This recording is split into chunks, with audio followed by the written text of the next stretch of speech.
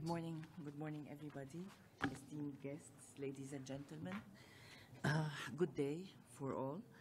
I'm honored today to present Her Royal Highness Princess Lamia Bint Majed AlSaud, the Secretary General of Al-Walid Philanthropies, which is an organization that cooperates in a range of philanthropic and governmental educational development activities in the region, promoting and trying to help in combating poverty, also, of course, empowering women, communities, youth, and development in general. Her Royal Highness is the Goodwill Ambassador of UN-Habitat. We are really proud to have her with us, supporting our mandate and supporting to shed the light on our mandate and promote the principles of UN-Habitat on how urbanization can be the driver for sustainable development in general. So Her Royal Highness is supporting us in our discussions. You were able to join us and participate in a number of international platforms, such as this one, the World Urban Forum in 2020 in Dubai, right? And also help us to celebrate the observance of the World Habitat Day in 2020 also. So we are very happy to contribute, to cooperate with Her Royal Highness in a number of activities.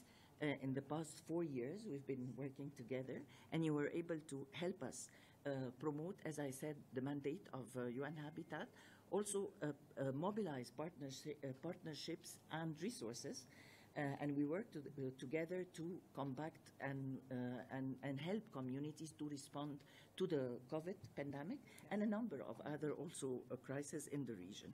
So we work together in the Arab region. We worked in Iraq, in Sudan, in Syria, Palestine, Tunisia. So, for example, we worked together and we were able to rehabilitate housing units in 150 low-income families in Aden. We also worked in Tunisia, as I said, in Syria, and we're really looking forward to expand our cooperation further in the region. I don't want to get into details because I know we are running out of time, so I give the floor to Her Royal Highness to talk about the support and the partnership that we had together in the past 4 years, and then we will open the floor for discussion. Thank you very much. Good morning. First of all, I would like to apologize for my delay, but I just came from the airport, just to go to the hotel, just change, freshen up, and I came, so I'm so sorry, first of all. Secondly, thank you very much. I highly appreciate, and it's such an honor to be here with you today.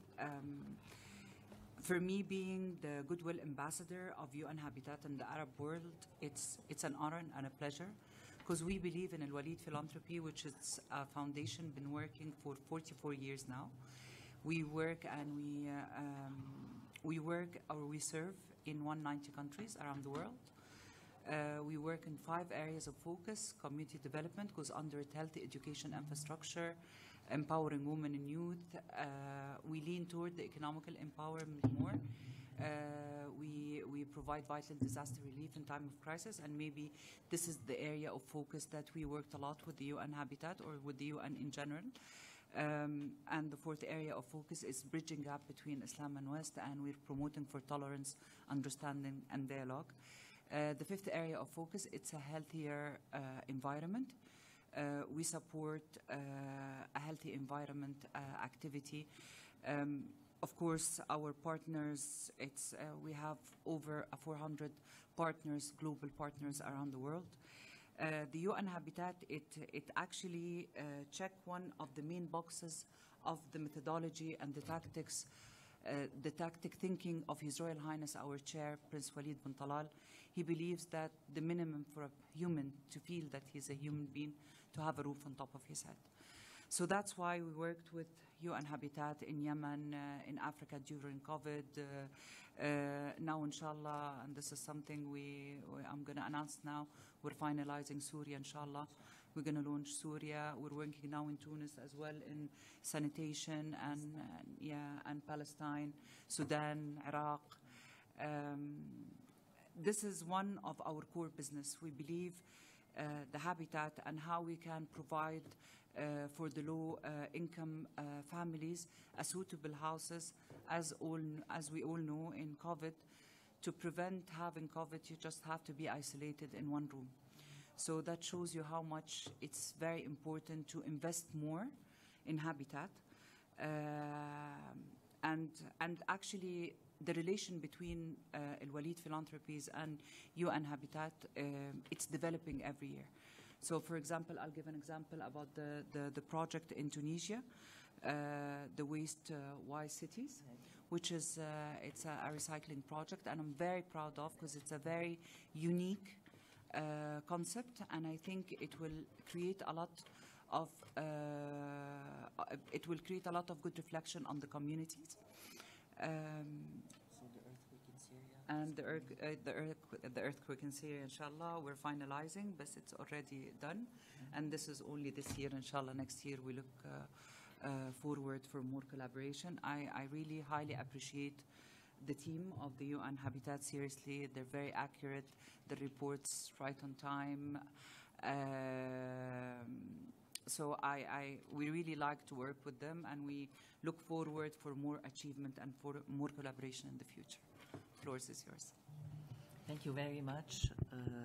As I said, we really thank and appreciate the cooperation with Her Royal Highness. Whenever we walk into the room together, there is more focus and more attention that is provided to our work, and this helps us to promote our mandate.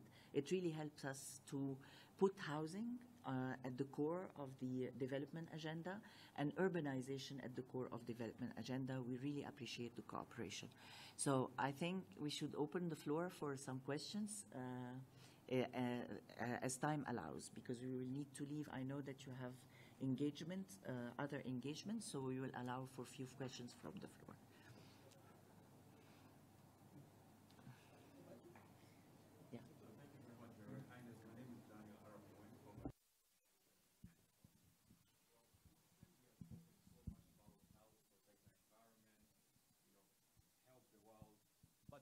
One question is, there is one challenge about financing. How do we source the finance to help countries cope with the many crises that we are facing right now? Because countries, there is no money, so how do we source the finance to help achieve the sustainable development goals? First of all, thank you for your question. Honestly, finance, it's not a very big problem. I believe portraying the need is the problem. Identifying the gap, what's needed in each and every country, is the problem. I'll give you an example. I'm sure that you heard about the Gavi Institute. It's the vaccine. The model of the Gavi, it's very interesting. I think this model, if it's applied in different sector in philanthropy, what does Gavi do? Gavi goes into countries, they study, they understand the gap, they literally specify what's needed exactly, and then they start working to close the gap, graduate the country, and it's graduated. So in the environment, because it's a very diverse topic, I believe it's not yet very well, I would say, defined what's needed and where and what and how. So, and it's honestly, let's be very honest, it's not that of a topic, because it differs with all happening in the world, with all the crises, with all the wars. There is a lot needed to be done. So I think clarifying the need is the problem, not the funding. Because if you come to us, we would love to have proposals or partners that have a certain goal that they will achieve and they will close or even narrow a gap. So we just need a clarity for us to do more. But it's not a problem, believe me, of funding. No. Please. Thank you very much. I'm Aida Rubena from UN-Habitat Tunisia. I would like, first of all, to thank you on behalf of Astro. I would like to thank you on behalf, shukran, barakallahu feek, on behalf of Tunisia.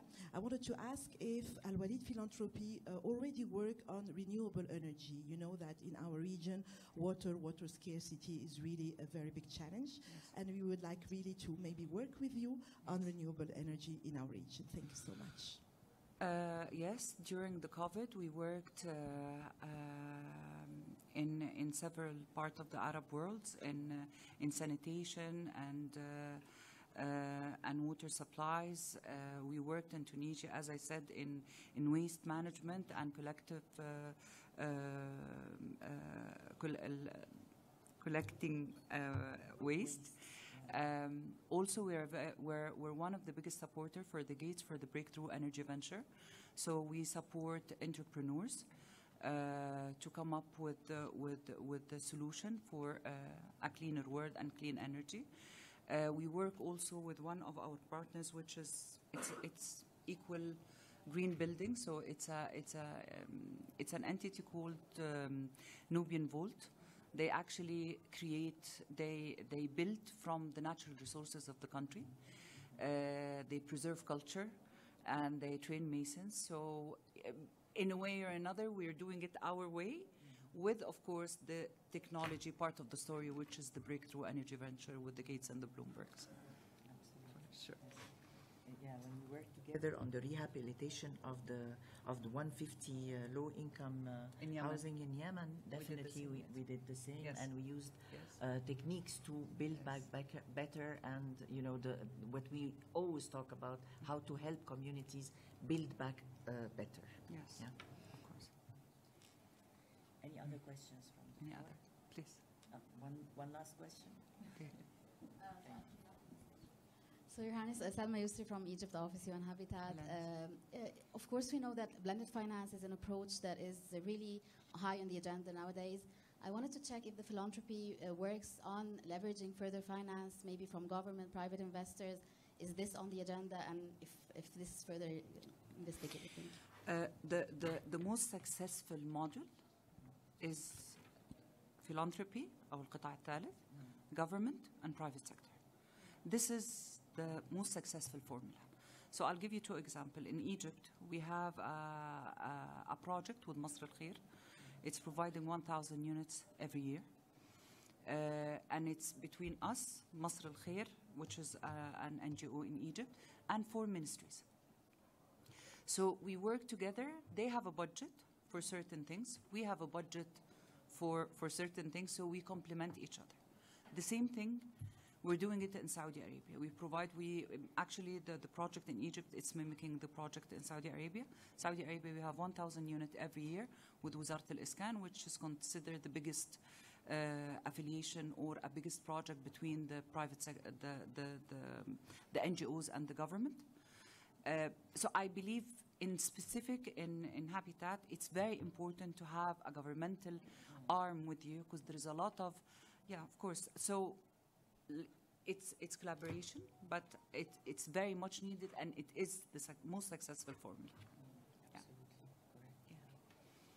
Yeah. And definitely together, working with Her Royal Highness and with the organization, as UN organization, we are more capable to mobilize resources from donors, as Her Highness said, from government and from different resources. So the partnership enables us to mobilize resources to bridge the gaps and to put the resources where it's needed.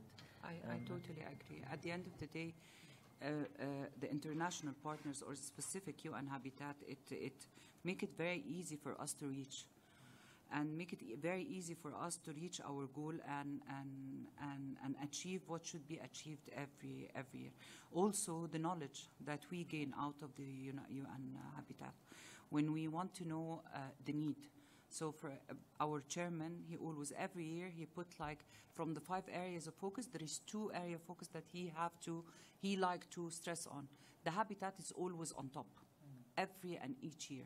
So literally in the Arab world, and I believe you will agree with me, we don't have that much of the data for us to, act upon it And this is one of the main characteristics that we really appreciate from the UN-Habitat, how they guide us to the need and how we can, close gap or even narrow it, as I said.